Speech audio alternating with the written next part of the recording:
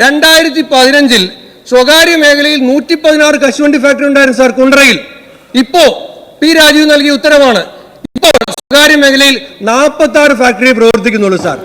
Sir അപ്പോ പരമ്പരാഗത വ്യവസായ മേഖല വികസിച്ചോ?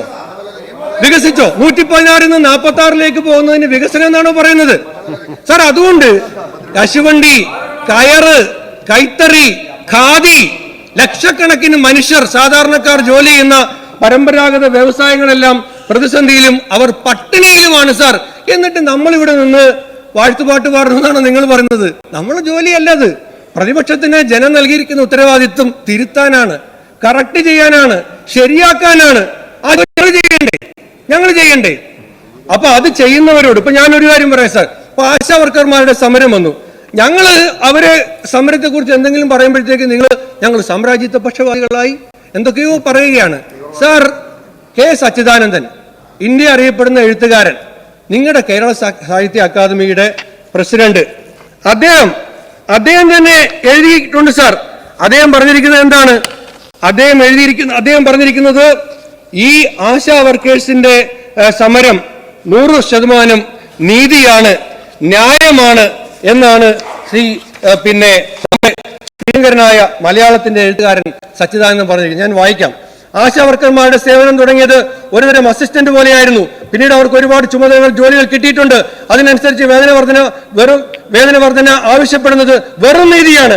അതാര് ചോദിച്ചാലും, SUC ആണെങ്കിലും കോൺഗ്രസ് ആണെങ്കിലും ആര് ചോദിച്ചാലും അതിനൊരു നീതിയുണ്ട്. അവരെ കേൾക്കുക, അവരെ സഹായിക്കുക, ചുരുങ്ങിയത് അവരെ തെറി പറയാതിരിക്കുക, സ്ത്രീകളായതുകൊണ്ട് മാത്രം അവരെ ചീത്ത പറയുക. ഇത്തരം വൃത്തികെട്ട ഭാഷ ഉപയോഗിക്കുന്ന ആളുകൾ, വൃത്തികെട്ട മനുഷ്യർ ഉള്ളിടത്തോളം കാലം നമുക്ക് കമ്മ്യൂണിസം ഉണ്ടാകില്ല സച്ചിദാനന്ദൻ, വർഗസമരം ഉണ്ടാകില്ല സച്ചിദാനന്ദൻ. അതുകൊണ്ട് ചുരുങ്ങിയത് മര്യാദയ്ക്ക് സംസാരിക്കുക, ഒത്തുതീർപ്പിന് ശ്രമിക്കുക. സാർ, ആ പാവപ്പെട്ട ആശാ വർക്കേഴ്സിനെ പാട്ടപെർക്കികൾ, കൃമികീടങ്ങൾ എന്നൊക്കെ വിളിച്ചിട്ട് അങ്ങോട്ട് മാറി നിന്നിട്ട് മനുഷ്യനാകണം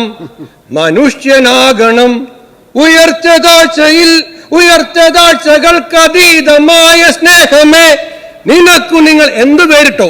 പക്ഷെ ആ പാവങ്ങളെ തെറി വിളിക്കാതിരിക്കുക സാർ. ആ പാവങ്ങളെ തെറി വിളിക്കാതിരിക്കുക, അവരെ അധിക്ഷേപിക്കാതിരിക്കുക. ഒരു വശത്ത് കൂലി ചോദിച്ച് സമരം ചെയ്യുന്നവരെ അധിക്ഷേപിക്കുക, എന്നിട്ട് മനുഷ്യനാകണമെന്ന് പാട്ടുപാടുക.